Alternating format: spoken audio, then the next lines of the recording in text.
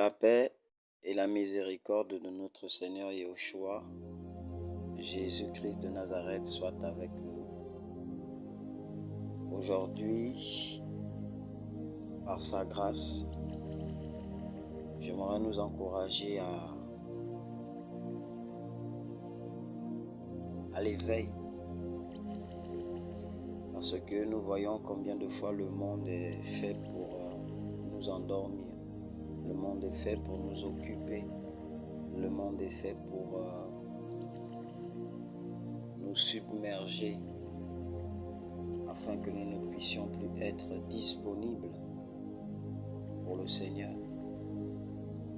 Et la première disponibilité que le Seigneur veut, c'est cette relation avec lui. Cette relation qui, au fur et à mesure, commence à se dégringoler à cause de tout ce dont l'ennemi a mis en place.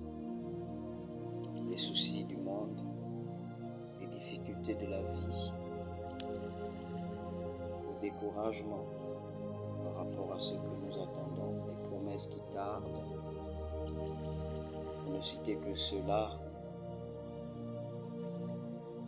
est un bon tout qui peut nous amener à sommeiller,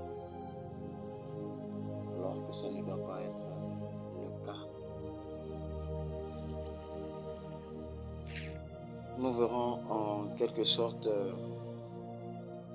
dans la Bible un passage qui m'encourage beaucoup aussi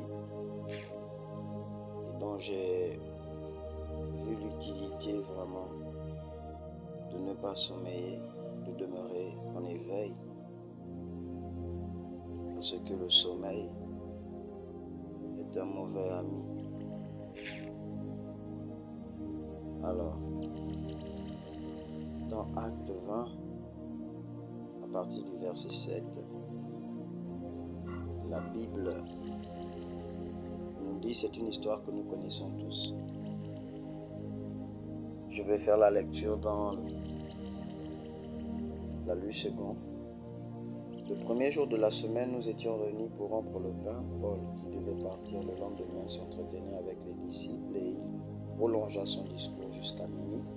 Il y avait beaucoup de lampes dans la chambre haute où nous étions assemblés. Or, un jeune homme nommé Eutychus, qui était assis sur la fenêtre, s'endormit profondément pendant le long discours de Paul, entraîné par le sommeil. Il tomba du 3e étage en bas et il fut relevé mort. Alors là, nous voyons une très bonne illustration, une très bonne situation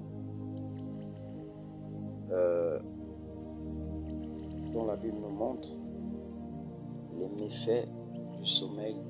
On dit que ce jeune homme-là était appesanti par le sommeil. Et alors là, il tomba du 3e étage. Il fut relevé mort. Dieu merci pour ceux qui connaissent la suite, qui liseront. Le Seigneur lui a ramené à la vie. Et donc c'est pour dire qu'en fait, si peu importe les situations qu'on peut vivre, voilà, que nous ne puissions pas nous éloigner de l'essentiel, que nous ne puissions pas abandonner ce dont le Seigneur veut que l'on fasse. Parce que les temps sont difficiles, les temps sont compliqués. Et nous avons besoin de demeurer en éveil. Parce que l'ennemi est en train de travailler dans le secret. Et tout est mis en place pour que nous puissions nous décourager et que nous puissions ne pas être sobres pour vaquer à la prière, pour rester éveillés, pour se consacrer davantage. Alors dans Luc 9, à partir du verset 28, la Bible dit, environ 8 jours après, il lui dit ces paroles. Qui lui dit ces paroles? Jésus prit avec lui Pierre, Jean et Jacques et il monta sur la montagne pour prier. Pendant qu'il priait, l'aspect de son visage changea. Son vêtement devint d'une éclatante blancheur. Et voici, 2 hommes s'entretenaient avec lui. C'étaient Moïse et Élie qui, apparaissant dans la gloire, parlaient de son départ qu'il allait accomplir à Jérusalem. Pierre et ses compagnons étaient apaisantis par le sommeil, mais s'étant tenus éveillés, ils virent la gloire de Jésus et les deux hommes qui étaient avec lui.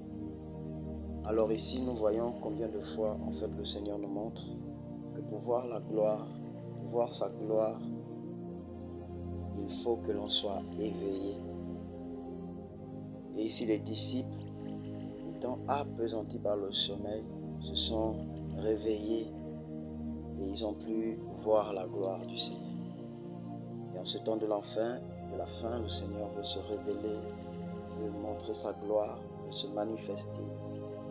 À nous de demeurer éveillés.